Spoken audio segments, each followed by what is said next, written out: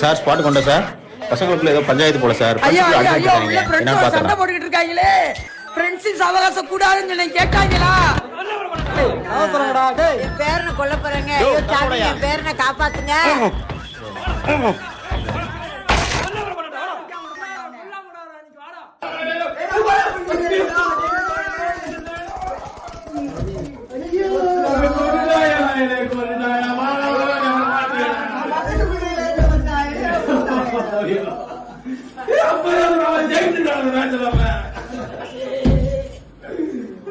தப்பிச்சு விளையாடுறதுக்காக சவுண்ட் விட்டாங்க.